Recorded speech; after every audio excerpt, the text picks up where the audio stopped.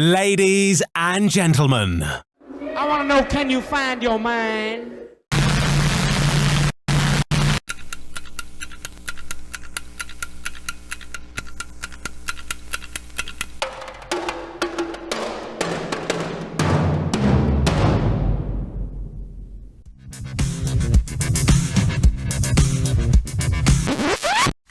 Welcome to Love Your Brain.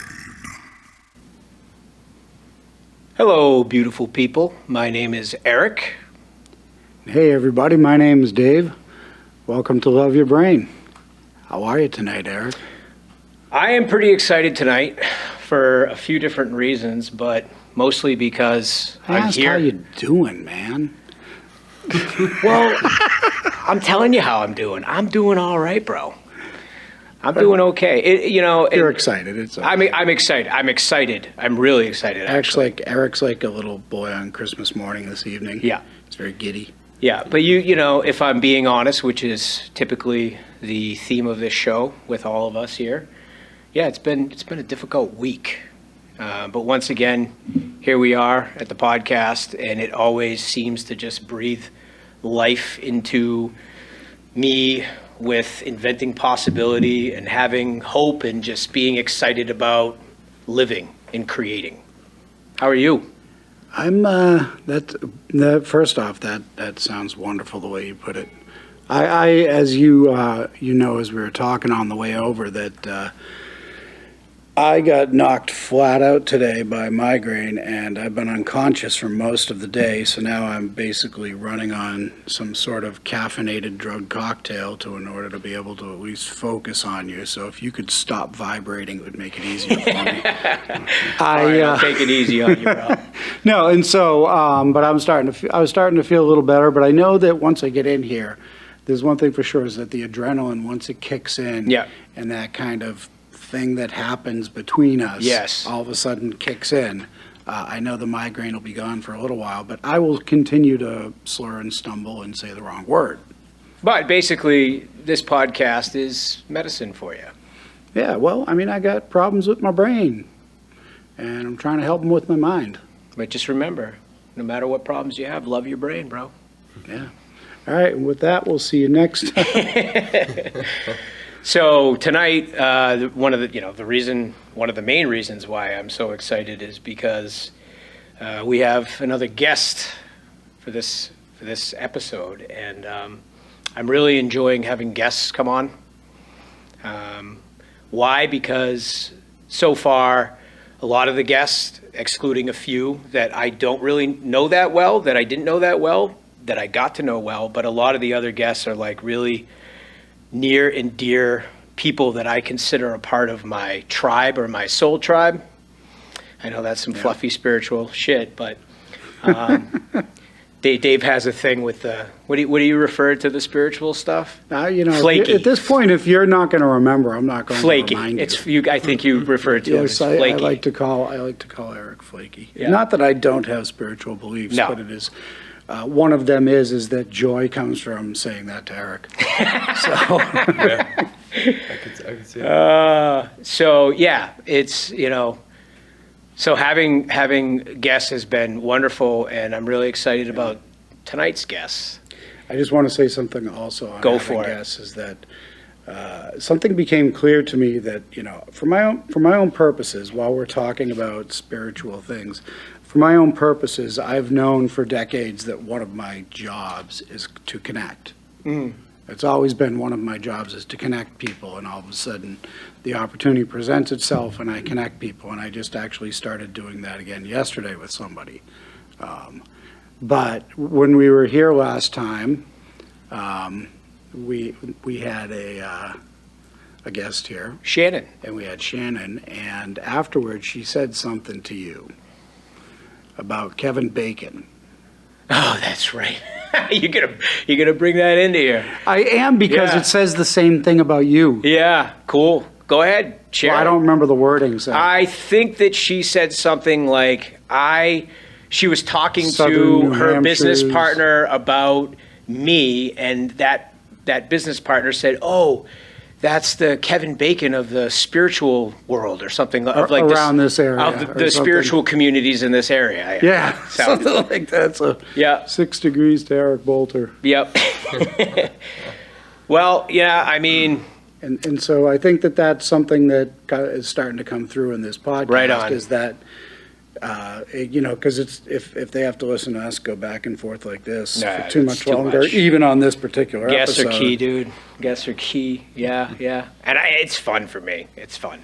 Well, There's something it's- about the number of 3 too, just like 3's like the magic number. And Well, and even the mind and the way that the brain and the mind manifests itself in creation and interpretation and interfacing with the world around us, it's still like the people, all the blind man touching the elephant. One thinks it's like a long snake, and another one thinks it's like a tree. And, Right. And that without bringing all of these different areas, the way people interpret our world, I don't see there'd be much point to having the podcast. And with that, I'm going to shut up. And yeah, let why it don't you over shut to up so I can introduce our guest? But thank you for those words. Yeah, so I have this way of introducing guests that I'm just going to jump into because it's what I do. Mm-hmm. So this person, the way this person occurs to me is someone who has a very expansive heart along with an expansive mind. And I know him like a brother, so I can say that I share something in common with him, which is that battle between the mind and the heart a lot. And I've been listening to his latest album and hearing some of that in the lyrics and just being like, feeling more connected to him through his music. But this man I've known since he was 12. Is that accurate? I think so, somewhere. I was a paraprofessional at a middle school right out of college, and he was one of the students.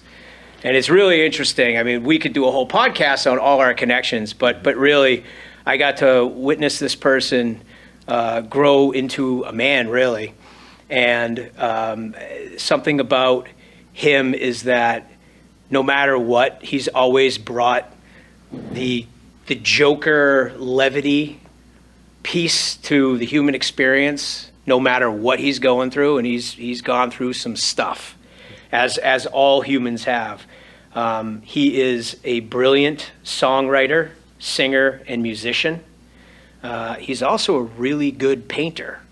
And I own a painting company, so for me to say that, it holds a little depth and weight, I would say. Yeah, he's a really, really good painter. So he's let's not brush him off then, so he's good. But dude, you're gonna get. Yeah, this man is someone that I consider a very close friend, and someone that I also will call on to hold space for me, because we've been holding space for each other for a long time. And with that, I would like to introduce Mr. Tyler Allgood. And the cheers. All right. Yeah. Well, thank you. That's a beautiful introduction, and I feel the same exact way about you. We saw some of the demons together. Oh, yeah. We saw some of the wildest experiences on the road there. And, Oh, yeah. And then working together. I was living at your house for Yep. a little bit when I was in a jam. Yep. I was in a jam quite a bit back when. So. Yeah. But you were always a brother, man. Yeah, frickin'. And I think that's in a spiritual manner of God or whatever kind of presence is when it brings really important people Yeah. back into my life for things that are like meant to align in such depth and weight is like, oh, that really gets me there, you know? 'Cause we still got some fucking great work to do. Yeah, we do. Yeah, and it's good that we've reconnected too, just musically in the past year. I've been playing some gigs with you, and it's just been, honestly, getting out with you is the first time I got back on stage in a few years. Yeah. So thank you for that, man. Fuck I yeah. really appreciate the opportunity. Absolutely. We're going to do more. There's plenty. Yeah. So there's so many places we can go. I think where I would like to go first is just what lights you up nowadays, man? Like what's got you excited about being a human being? Because I know there's a lot of things that are on the other end of that, right? Like what lights you up? Man, that's a freaking great question. And that's a question that I use with my Reiki clients too, which was what lights you up in the biggest, best way and what fuels you up in the fieriest way. But so what's lighting me up? Well, having drummers, I've had you, I've had Zach, I've had some really great drummers come into the picture lately, the ones that can handle the work, and it's been great to have those experiences and have really great gigs lately. My biggest thing is really like connecting more with God and finding my path a little bit more, I've been songwriting. I always love getting into the middle of a song and finding myself lost in that world. I live there. But lately I'm like needing a big cleanse. And, cause I'm playing the same gig a lot of nights. I'm playing this, and it's so like when I do my home recording, I love being able to write to do my composing at home and get all my ideas down and make a song, just sitting in my chair, so like finally being set up in that aspect is really great. But yeah, nature, it's going to be mushroom season soon and I'll be foraging. So when the mushrooms come out here, I'll be finding whatever I can in the woods. And yeah. Sweet, man. I love Tyler, it's great to meet you. Great to meet you, Dave. Yeah, I just met Tyler this evening, just as he was getting in. I mean, Eric has been telling me a little bit about him. I don't think you told me that part about mushrooms. I've become kind of an amateur mycologist these days too, and I was literally just yesterday talking about it with another friend about ground starting to dry up, things are starting to warm up just enough, and we're gonna but welcome. And I had a question about something you had said in there where you were talking about when you start playing the song, writing the song, and you get inside of it and you're living there. And I guess, can you try to talk to me about what's your headspace when you're there? I mean, I know this is a very difficult thing to try and adapt, and everybody has their own language for it. Like, feel like you're channeling something, feel like you're literally inhabiting the character. I'm just wondering how it occurs to you. I would say that it's definitely like a channeling thing because I'm not necessarily in control. When a song happens and it just takes over, I don't seem to have much control over that. So it seems that there is something being channeled, and so like I say that with some of the work I do as well is that. Skateboarding, soccer, when I'm immersed in the right things, I'm not actually thinking, I'm just doing.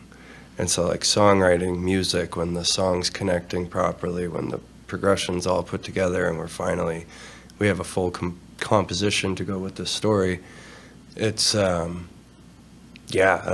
just there in the moment and thoughts aren't really a part of it. People call it the zone. Yeah, man. And everybody's got their own version of the zone. It seems it's funny because I remember when we had another musician guest on, we had a conversation exactly about this. We did with Nate, yeah. Nate's answer was very similar to your answer as well. And I'm a writer, and so I've been writing a lot of poetry lately, and so I've been getting back into that place, and I like to hear other artists try and describe it, but it's right. It's either we're copying each other linguistically or something. But I love hearing other people tell how they experience it. I'm really interested in the channeling aspect of like being creative. Like, what do you think it is that we're tapping into? Like, are we tapping into our higher selves? Are we tapping into some type of collective unconscious? You know, like what are your thoughts on what it is that you're tapping into, that you're channeling from? Yeah, it's divine. It's definitely a magical, powerful essence and being. And so,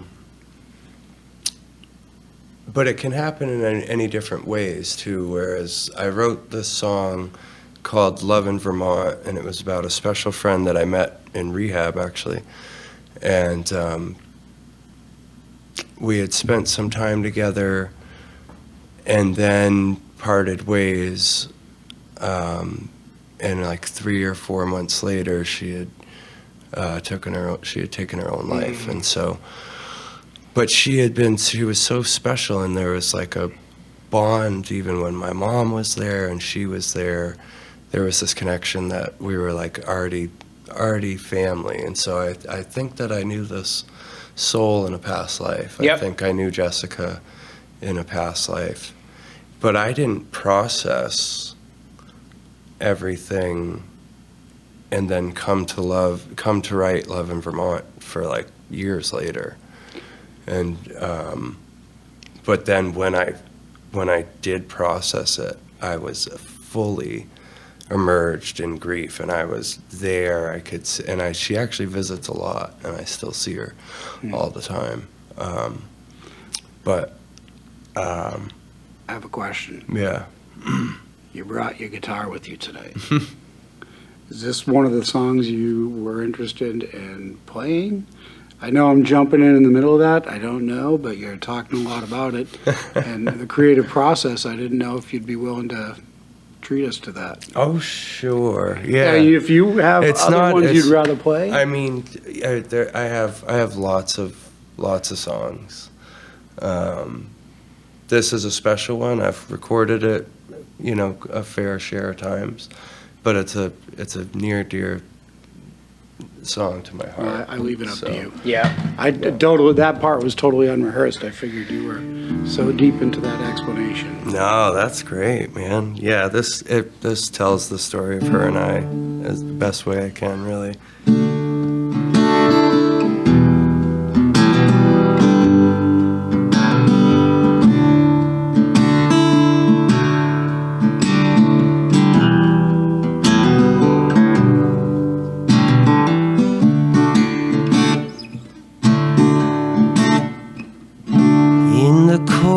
Northern winds of beautiful Vermont sky, she and I were nestled in, but not by surprise. They gather up the troubled ones, learn to face our fears.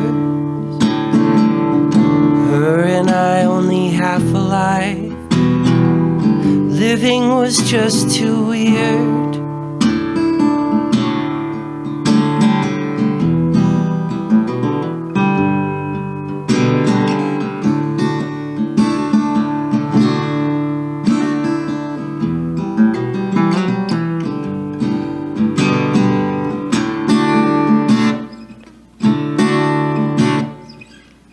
Take a walk along the field where our thoughts can run real. We'll say just how we feel, even though it's hard to bear. And though we thought it impossible, we spoke the future well. All we had was our broken hearts and one last dream to tell.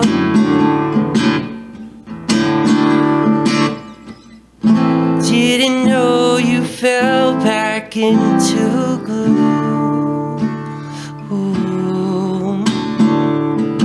our eyes would catch in every room. So I won't connect with the news, 'cause you and I said to leave this gloom.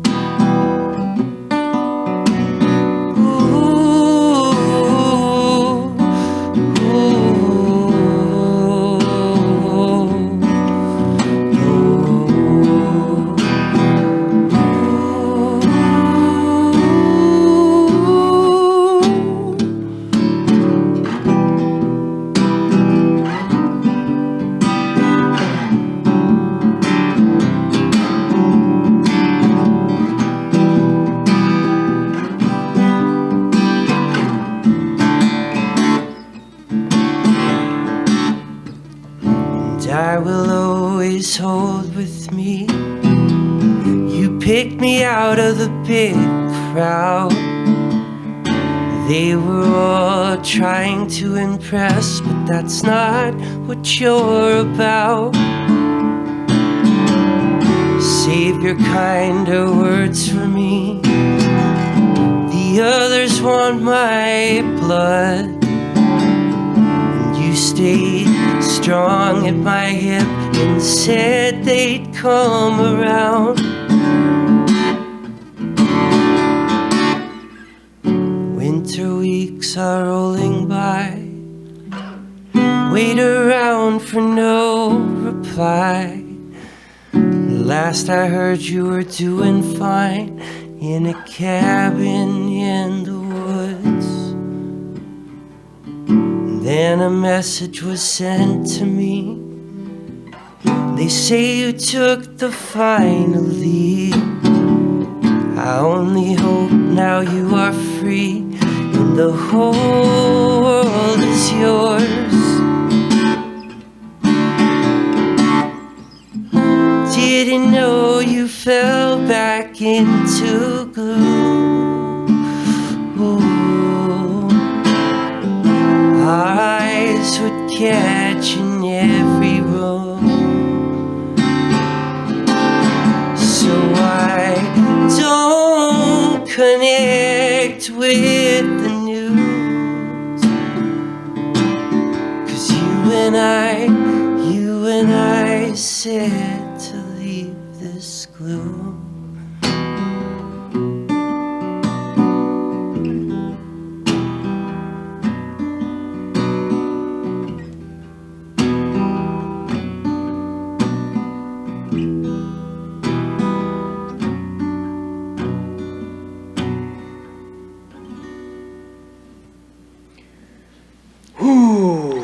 Beautiful. Dude, man, I heard so much pain, grief, sorrow, but beauty at the same time.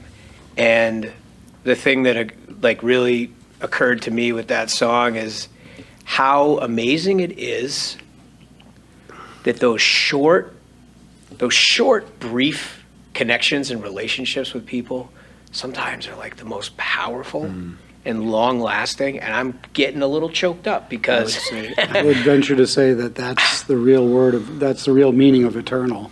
oh, Yeah. Right. dude, They live on in us. Yeah. I just went through a few different people that were short, just a brief snapshot in this linear, time-infested place called reality. But the impact, I'm infested. but the impact was so great. And like, dude, I heard that in your song, so thank you. I don't know, that really hit me. Yeah, absolutely. Where it says there in the middle where she had my back, there was, you're in rehab with all these tough dudes, and everybody's trying to be as hard as they possibly can, right? And here this person was, and just could see through. We saw each other's souls, and it was a deep, and to have a friend like that, and to go through that time, being in northern Vermont, where I didn't have anybody, and she was there sticking it out for me. And so, yeah, just meaningful. I mean, to say meaningful is like I literally still see her. It wasn't but 3 weeks ago, you know, that she, like, her face just is constantly, she'll come, you know, in the middle of the night and visit. And, That's beautiful. I have a, you know, a similar story where with something like that, where it's the only person where I can say where until I really created a lasting, in this case, piece of art, and in this other case, it's actually a garden, but something, I was not quiet, and you know, the visits were less, I felt like I was haunted, you know, and now it's a visit. yeah. Interesting. And it's, yeah. Right. Yeah. Yeah, it took time to kind of accept and understand what that was, and honestly, it was probably my biggest moment. Was I think I was around 20 years old, and I was in probably the worst shape of my life in my using career, and so how I received this blessing, I don't know, but I lost my sister to a car accident when I was 11. But now I'm 20 years old, and I'm really struggling with oxys, and I have this vivid dream, which was like, oh yeah, it's a dream. But no, my sister Carly had come. She came and she scooped me out of the dream, scooped me out of bed, and she brought me to these cliffs, and to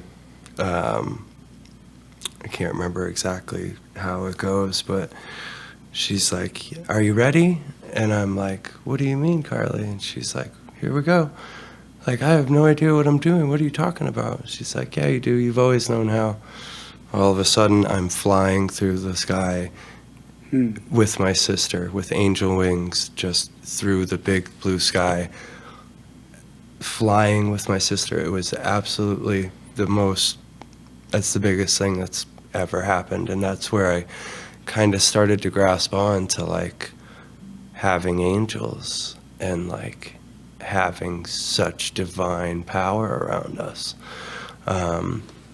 magic or universal, like however you want to put it, but it's like she came, and then she would keep coming too, and she's always visiting my folks' place in Bennington, and I'm there all the time, and so it's Pretty interesting.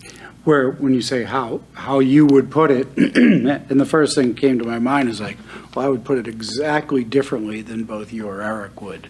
You know, I come at things from a much different. He's more of the Scientific, Scientific, skeptic, yeah. With most of my body into the world of atheism. Yet acknowledging. He's a self-acclaimed agnostic atheist. It's pretty cool. yeah. Yeah. So. Well, I had my toes in And yet atheism. I'm still talking the same almost language as you. Yeah. How and why it happens is really just the interpretation, which really makes all the difference in purpose in our world, I think. Absolutely. So I had my toes in atheism around when my sister died, and I was a dark kid, and so just as soon as I got here, it was like the Coulter Wall has this line that says, "I was born a blue child," and man, I felt the world so heavily as soon as I got here, and Yeah. like just for whatever fucking reason. So, but then the traumatizing childhood and my sister leaving when I was 11 was like, I had my toes in atheism. I was already drinking and doing drugs, and it's like, yeah, no God's gonna fucking take somebody so dear to me. There's no way that actually exists when somebody's Right. being ejected from my life, somebody that I need, you know. And then, yeah, fucking 10 years later. Well, I mean, it probably 20 years later to 32 when I actually start having more and more spiritual revelations, Right. because I had to clean my act up around 25 to 27. I mean, I was brought up in a religious household, but I never really bought into what I was being taught. And I remember being at a somebody talking. I'm trying to remember where I was, but they said their perspective of life was that you fall out of the womb, crawl across hostile territory to the grave. That wasn't their interpretation of life. And on some level, there was a portion of me that bought into that for a very long time. And now I believe that a spiritual life is absolutely essential. Just how we interpret that part. So, and I believe it's essential in creating art. And it's all choice. It really is like all choice. It's choosing. Like I choose the reality that I live in because I'm a meaning-making machine, and like I give things meaning by choice, and I get to choose if that's real or not, to a degree. To a degree. When it comes to the spiritual realm, there's just certain things, and Dave and I, you should listen to our 3rd episode. Yeah. It gets pretty heated because it's heated in a friendly, debating. The part of it is that I wouldn't let you get away with using flaky language. I would Vibrate, make you, like high vibration. What do you mean by vibrations? Yeah. How are you measuring these vibrations? Well, I mean, yeah, and that's beg to differ with the frequencies, man, because everything is energy, vibration, and frequency. Absolutely. You know, I referred to Nikola Tesla on one of our podcasts too. About I don't. And everything runs at rhythms. I don't disagree with any of that. Yeah. I get to a point where there's to assume that there is any sort of conscious energy, paranormal kind of stuff it's never landed with me, but yet I fully respect it because I understand what it does for people, which is back to what you guys were just talking about, which is choice and how you see it and how you interpret it and what you do with it. Seriously. And I mean, it's been scientifically proven. There's a lot of evidence that shows that scientifically proven. I also think that we have an over-reliance on science. That was one of my other big points. But yeah, but you like to we don't make need to stuff repeat rhyme. the episode. What? You like to make stuff rhyme. Well, and make it sounds point. good, man. You know. But yeah, over-reliance on science. But there's a lot of evidence that supports this concept that consciousness creates reality. That really what we're putting into this. Quite honestly, I'm starting to realize that it's the basis of Buddhism. Cool. All right, that's good. I Right. like that. I'm complete. I'm complete on that topic because we could go off on a tangent very easily right there. Mm-hmm. But I would like to first of all thank you for just exposing yourself in such a raw way, man. Talking about very heavy topics like suicide and losing a sibling, and I'm honored that you're sharing this with us and with our audience too. So first of all, I want to thank you for that. And I want to thank you deeply because I put you on the spot there about that song. Yeah. No, I thank you guys for being able to be free with my story, with my energy, to meet with you guys at the most honest, raw, real level. That's how I get along, you know? Yep. I don't have a lot of people in my world, but the people I have, the people that God puts back in my life out of nowhere, it's big, meaningful, loving things to start manifesting. Yeah, you're not into small talk either. No, I'm not either. And those are my people. And Dave isn't either. And like my people, we don't talk about the weather or sports or like if I get to actually go into the fucking deep shit of my soul, yeah, man, let's go. We can talk. Just we can make do this sure to forever. put something in there for the Celtics. That's all. I'm good. I do like sports. I actually. I'm not a sports guy. For all listeners, I'm a weird guy. I watch exactly one team in one sport. That's it. Yep. And that's Celtics. And it's because I literally grew up on them. Literally. My mom says she remembers her first date with my dad. Johnny Most was on the radio calling a game. So Yeah, I mean, I grew up with sports too, and then I grew up. wow, I'm just kidding. wow. I'm just kidding. Ouch. There's a part of me that's You have not. something There's so can many you play people some that want blues to for me now, no. man? punch me in the face and Well, some people think I'm weird if I have all the styles. I just liked everything, you know. It's like, fuck, I love playing some soccer. I like to do some of this, some of that. You know, I don't shy away from nothing if it's, you got to try everything once. Speaking of loving styles, could you say a bit about your stylistic influences in terms of music genre? Because, I mean, I could, come up with my own answer based on watching you over the years, but like, who are your biggest influences? So that's a good rabbit hole to fire down, I suppose. I was in a big place with the Grateful Dead and the Black Keys, and I had this kind of hold. I liked Dr. Dog when I started kind of graduating to, when I started graduating to some of the it's like the psych folk, if you will, of like the modern times.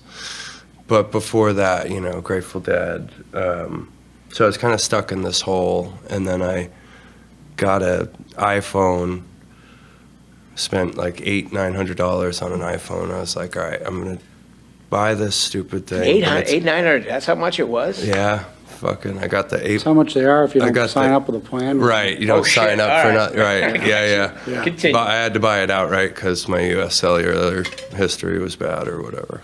I got it. It's an expensive phone. It was an expensive phone. But I was like, all right, well, I'm going to do everything I need to with this for music.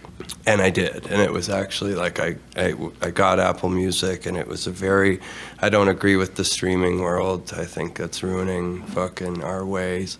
But it was helpful in me to discover a bunch of great new music, and I'm an album guy, so being able to hear the albums from front to back. So when I changed over and started finding new holes, it was like Andrew Bird, Dr. Dog, Andy Schaaf, Haley Hendricks, Alice Phoebe Lou. These are some indie kind of psych folk artists that are Psych folk. psych folk. Yeah. Is that the actual term of a genre, or is that think your so. version? Yeah. I think that's where you put it, because it's not quite pop and it's not quite traditional folk. Yep. So it has like the psychedelic element to I it. was going to say, where are you going with the psych part? Psychological, psychedelic. Yeah, it would maybe any which way. But so, but Coulter Wall, I've also gotten into the people who are doing country and bluegrass, kind of bringing that retro sound back, that kind of raw sound back. And Coulter Wall, Charlie Crockett, some of the new country guys that still have that old style, I've grabbed from them. Fantastic songwriters, so. Because I remember you as a jammy jammer. Yeah. Like back in the day, I was in a band called the Ghost Inner Band, and you were always around and would sit in and play all the time as well. I had all And the 60s you were in- jam, 60s jam rock I mean, songs. these young. I was the oldest guy in the scene because I was probably 15. What, 15? How old are you now? Yeah, I'm 35, 36. Yeah, I wasn't that much older. Okay. Yeah, 10 years. Yeah, 12 years older or whatever, but it's funny because I worked in your middle school when I first met you. That's always an odd thing. And then years later, we're in a band, and yes, we were not in recovery at that time. Yeah. So that's an interesting thing. But I just remember you always being like a part of bands that were, more that jammy type of like rooted in the 60s and everything. What brought you to being a singular artist? Like, I'm sure it was, progressive, but like, why this and not being in a band? Well, I had a great band, and the band was called Band, and it was our baby, and we had members of Ghost Dinner there, and Nate and I have friends a long time, and Dan and the other pieces, Brendan and Ian of Band. That was our baby, and we had our original work in there, and we really worked hard at some things for 5 years, and then have the split because we couldn't stand each other. And That happens in bands. Why does that happen? It just happens. That's a whole thing, man. You have a relationship with 4 other dudes. It's hard. It's like having 4 girlfriends without. It's also the fact that I think if we go back to that, the spiritual part that's required almost to be an artist, and the kind of personality and passion that goes into your own artistic energy, and then you get together with others, and sometimes it don't work. It's just hard to line it. Think about how difficult it is to be in a relationship with one person. Seriously. Think about being in a relationship with 3 people added to that, and trying to manage a schedule that works for practices and shows.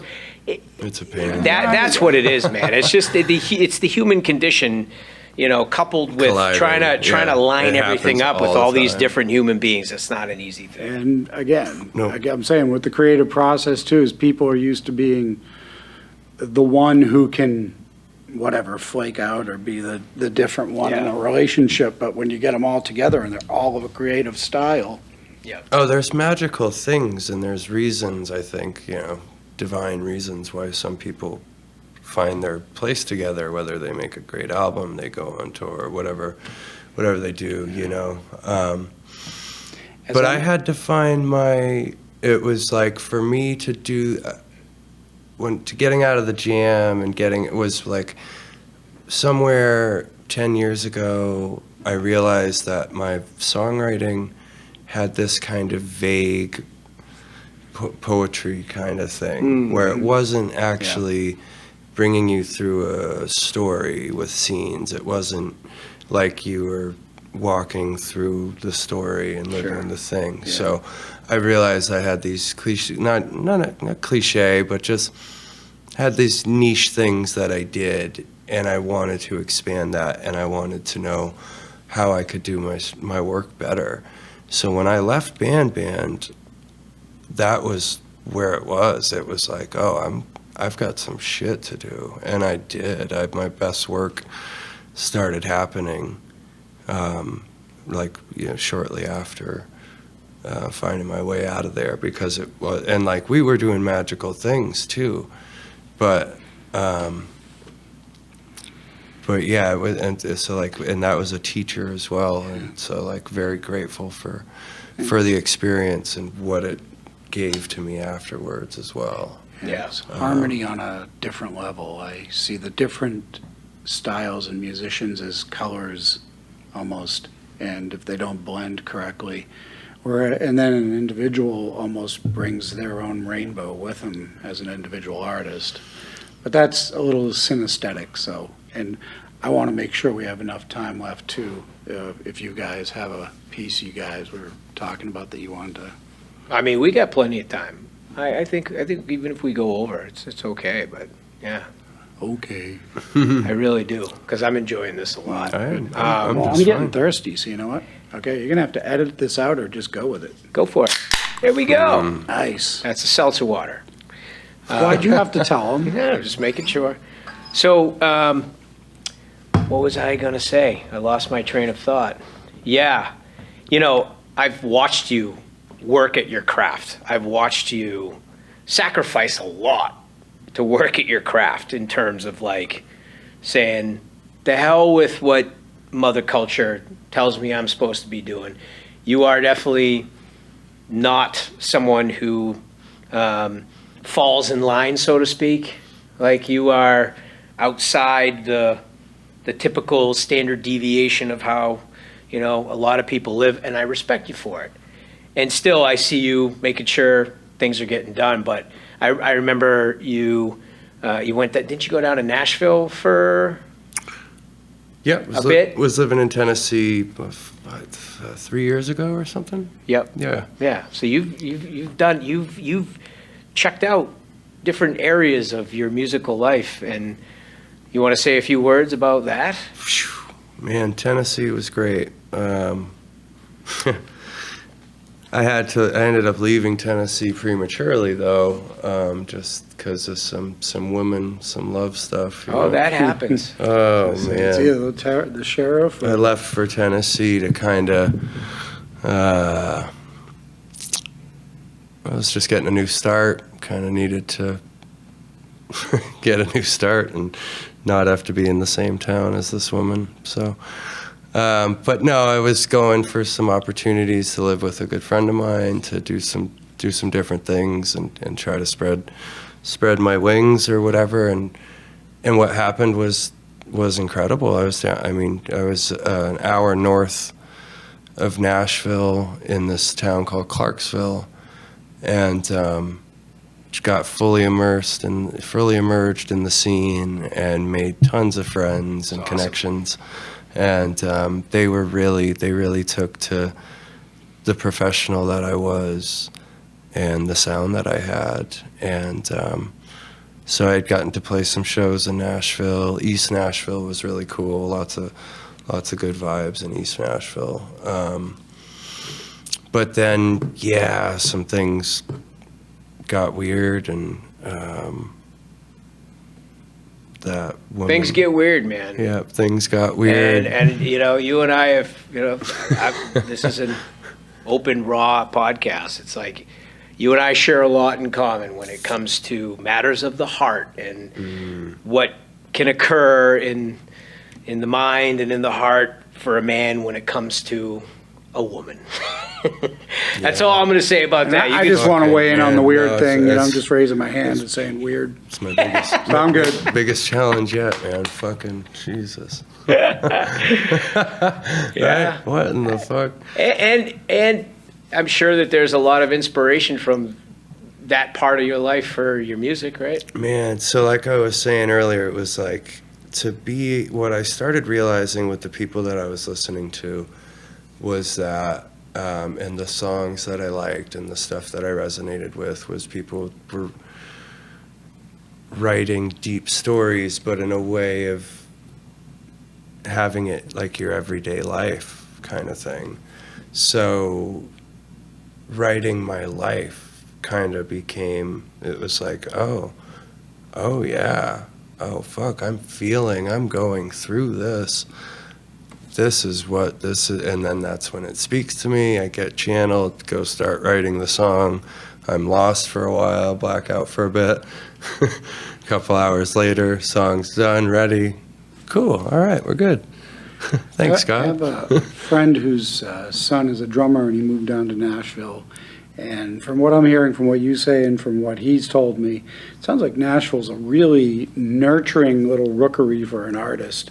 Really very accepting, lots of people coming in and changing ideas up. It really is a wonderful, and of course you've got that whole style of music that comes out of there. I mean, I personally like Appalachian folk music, Yeah, bluegrass. absolutely. They got everything down there, though, don't they? They got jam. They got Nashville's got it all. Yeah. Yeah, there's a real commercial side of Nashville that's awful to. That's just figure. awful Does that go figure for in the music business? original songwriter, for the guy who's like, trying to tell the story. It can be a little bit harder, and at the same time, they have open mics and great little nooks for artists to be active in town. Not making much money, but I got to play in front of some people and some cool gigs, and it's like I'm really just hoping to play better stages. I end up in the bars all the time, and I don't drink, and it's like I'm hoping to tell my story correctly here soon, and where I might take less gigs and just take the ones that shine to the right purpose. Right. Makes me think of something that Zappa would talk about too, is that one of the biggest things is if you don't sound like what's popular at that time, you're less likely to get stage time or recording time, because as he would say, well, ooh, I sound like that other song you like, so you must like me. That's the marketing niche. Yeah. And I used to write, and there was a time, and like 10 years ago when I had some glitches with my writing, I realized that, oh, wait a second, I'm trying to write something that people are going to like. Like that, what am I fucking doing? Yeah. I lost myself. Like I wanted to sound like Dr. Dog. I wanted to have and like I got into a place, like I said, a glitch where it just was like, and so like my songwriting really started to make way 10, 8 years ago, which is funny because, I got sober around 27. And it actually got, they're like, oh, you write your worst shit, or you write your better shit when you're fucked up, or whatever. It's like, well, I was fucked up for so long. I still have, a couple. Still got stuff to work. I still have stuff to work through for a few years. I maintain that art should never. I think it corrupts art almost instantly when money's involved in any way. It just the intention, just like you said, the creative intention was almost instantly different. It didn't come from that same area we were talking about at the beginning, that channeling through. It's more like, if you're writing, what gets the clickbaits? If you're playing music, what gets the hits, or gets repeated play, or. And that's what's happened really strongly for me recently, is that I'm literally making my music for an audience of one. I do it for me, and it's that's the only way. And like realizing that was like, oh, that is the only. If I'm not true, if I'm not solid and authentic with my heart 100%, what the fuck am I doing? Nothing but respect for that, man. Yeah. I heard someone say recently too, something very similar, just about that, which is, if you're not writing it for you to enjoy, then you're not actually making authentic music. You're making music that you think other people want, and sometimes it takes a while, but as long as you feel like you're putting out who you are through your art, isn't that what its main purpose and intention of creating art is? That's what it is. Like, and if the money comes, it comes, and if it doesn't, it's not about the money at all. No. And it's funny. My friend Kate and I go back on this too. It's like, no, I'm gonna do it anyways. Like, I don't really have a choice, really. Honestly, like on a mission of like, no, it's gonna happen either fucking way. Yeah, it's I'm coming never out. gonna stop. It's coming out. It's like this medicine will never give up. It's a purge, man. Yeah. It has to come out, or you'll pop. Well, I'd like to share with our audience that's been listening to this awesome episode with Mr. Tyler Allgood. I'd like everyone to know that he actually just came out with an album. Would you please say some things about the album and where people could find this I album? do want to say that I know for sure that you can get it on Spotify, because Eric sent it to me prior to us recording, so I got a chance to listen to Tyler before we sat down and talked. Yep. And true to form, you don't look anything like I thought you would. In your voice. And isn't that funny? You don't know what these artists look like after so many years, and then you see a picture, you're like, oh, that's what that guy looks like. All right, well. So So the album came out actually almost a year ago, back in April of last year. It seems shorter or longer than that, I don't know.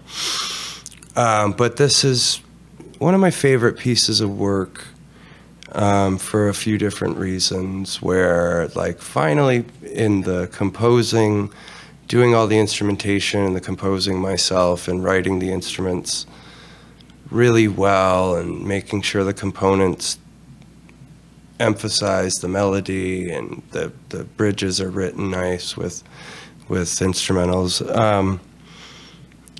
So I'm really proud of that. And then this is also where I got my most vulnerable. This is my most eye-opening kind of gaze into some of my weaknesses, to be quite honest. And that's what I found when I was with a very special woman for a number of years, and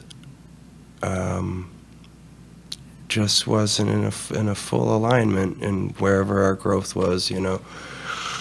But kept beating the horse dead. So, so I had a lot of learning and a lot of fucking black holes and curveballs to start finding my soul again. So I'm grateful for her. And it was hard, and it was, yeah, it's been one of the, it's like my addictions, finding my way out of fucking heroin or alcohol, or, you know, it's like, oh, and then it's just as hard to find your way out of your heart, your heart, your shattered fucking heart. Boy, do I know this. Is this a lot of the muse on this album? Is this It's growth the whole period? album. Yeah. It's the whole album. Yeah. Okay, that's what I heard. Yeah. That's what I heard. Yeah, it's the whole I'm asking the album, clarifying question. That's good. Yeah, no, and I was kind of proud of that too as well, where some, like, people are like, oh, you wrote all different love songs about different people. It's like, no. Wow. No. This person gave me fucking 15, 20 great songs. And It's just like you make music for the one which is you, and this album was for the one which was her. right. You Right know, on. in those ways, yeah. And so, yeah. And then finally I did my own drumming on this album. Yeah, nice which job, by the way. Not on the first song, but the other, all the other songs. Did you use an electric kit? What did you use? No, my buddy, Yeah. my buddy had You a did regular and you kit. played the drums on a Yeah. lot of them? Yeah, Buddy. on all of them, except for the first one. It gave me a different way of listening and looking at how your song, because I played some of those songs. Yeah. And I'm like, he's doing it that way. Right, yeah. So, and actually, It's unconventional. some I'm of not Tyler's, a drummer, but I know Well, music. So yeah, you do, and some of his songs are very the time signatures are very interesting, and they lag, and they're like in this blues kind of place, but Yeah. also like a jazz kind of place. It's cool, man. I love it. Thank you. For That's a number how of I put it, years, too. for a number of years, I did music reviews for jambands.com when they first launched, for The Wire out on the coast, things like that. But Eric sent me your album with no explanation as to whether or not it was all yourself or not. But I can tell you this. At one point, I was reviewing some guy's album, and in my review, I was not necessarily kind. I said it sounded like somebody in their basement who recorded all the parts themselves, and, you know, but wasn't really good at all the other ones except for guitar, and it was all that was hot. Anyway, he reached out to me to tell me that how upset he was that I said that, and how difficult it had been to do it all on his own. So in a way, I had been right, but this is not a thing that I could have pulled out of yours. I mean, the music is wonderful. Obviously, as I love your voice, and getting to watch you play as well. I think you're quite an artist on the guitar too. So, like, you know, from an objective point of view, because I have not known you since Yeah. you were 12. I knew you for 12 minutes before we sat down. Right. You know? So You should see him rip like guitars, like jamming out, like solo, and just being in an improv jam. This dude shreds on guitar. So it's cool to like see you as this singer songwriter with the acoustic and like Some wood- honing your good- craft in that way is just like, Good honest whoa, man! wooden I music. remember Tyler the Jammy Jammer. Yeah. You know what I mean? Playing the Dead and just jamming out, and it's like here you are, just a refined musician and a refined man, still doing the work that he came here to do. Man. And I know that this is probably the longest not episode. probably, absolutely. This is the longest episode that we've had. Yeah. And like part of me doesn't give a Yeah. shit because I know our production crew is amazing at GTV 40, and I know, but I think I saw him get pizza earlier too, so that's probably part of it. No, I'm kidding. I'm kidding. I would love for you to take us out with a song, and maybe say just a couple words about the song, whatever you would like to say. And, Yeah. And this is. So, yeah, I mean, and I'd like to compliment you on playing a good wooden instrument. I've got a thing about, there's something that is revealing about an artist with just an acoustic instrument and their voice, whether that be a drum or a guitar or something, but, the original things we start out as musicians and artists, so I appreciate that. So if you can do your best version of Van Halen's Eruption, just to kick into it, that'd be great. So, all right.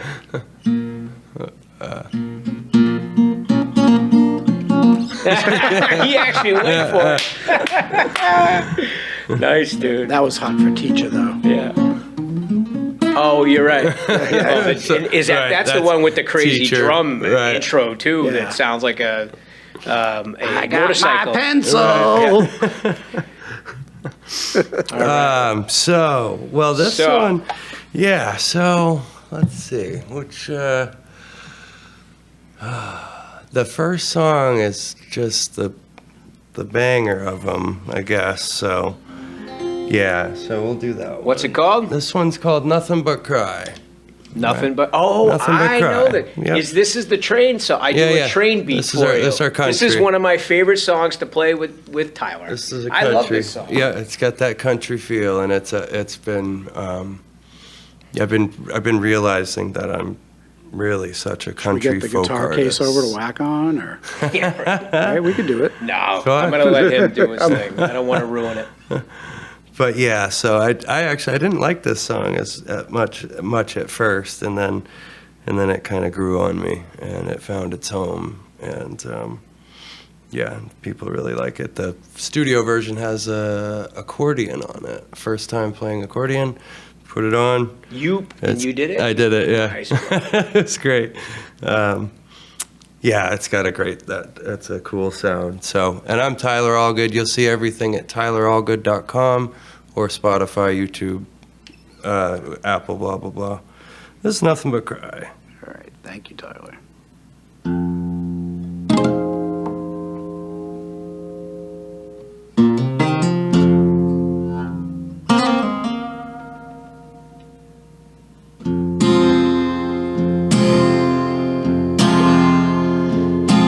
I can't do nothing.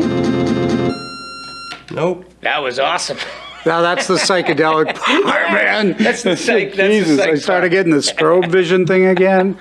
No, that's funny. I have a hard time with this pedal sometimes. That's okay. I just fill in the extra space Well, it's here. funny. I was gonna put a loop on and do my shred. Oh, you I put a hope loop you on, would. all right. But now I'm having troubles.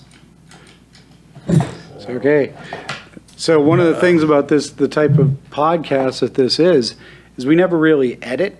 It's very stream of consciousness That's because right. the tangents are just as important. I think so. So this is just as important because, I mean, anybody who's ever played in any scenario knows that, Things happen. your tech will go wrong, right, when things start rolling. Right. That's You're gonna be able to loop or no? I don't know if I should. Okay. I can try. Let me try it One again. more time? Let's try it one more time.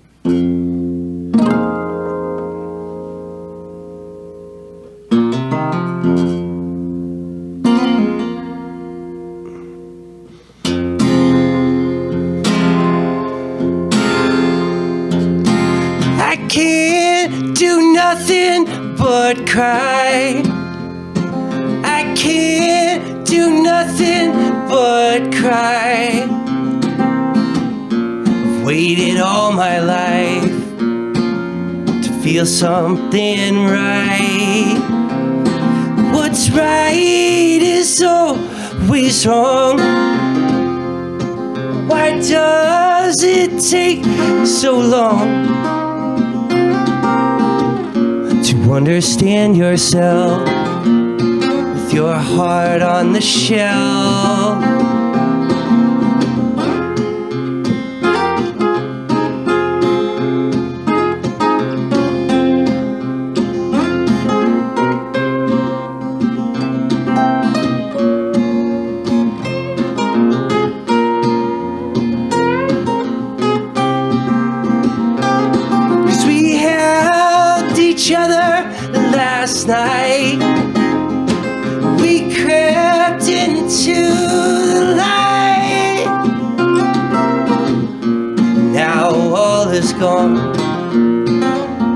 done something wrong. So me, I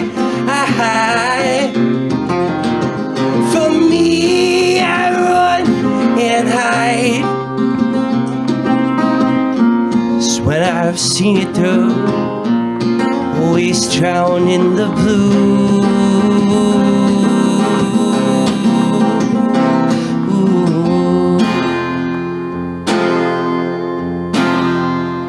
I can't do nothing but cry. I can't do nothing but cry. Just waited all my life to feel something right. What's right? What's wrong?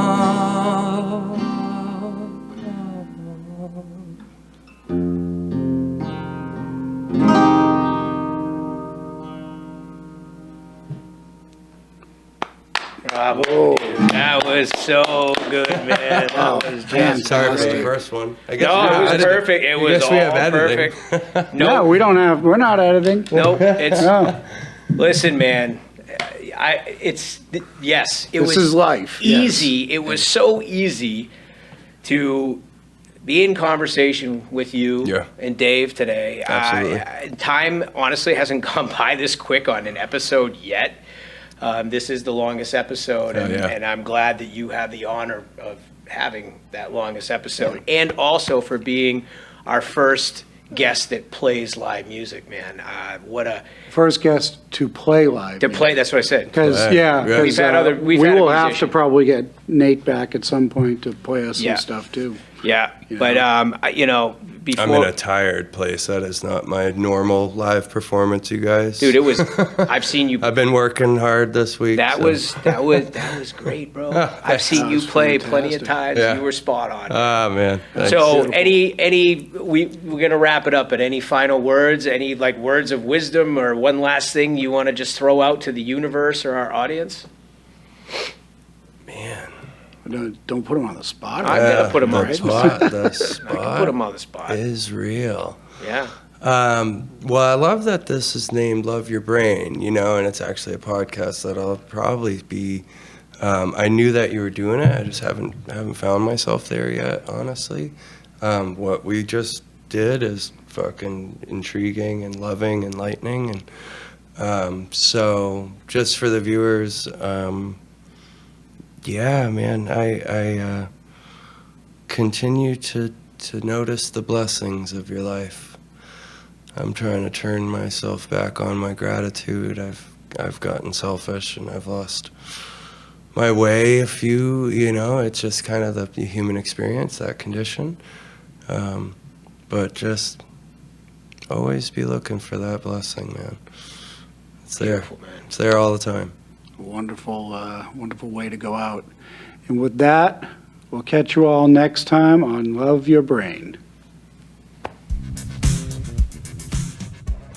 Thanks for listening, and until next time. Oh, wrong setting. That's better. Thanks for listening, and until next time, don't forget to love your brain.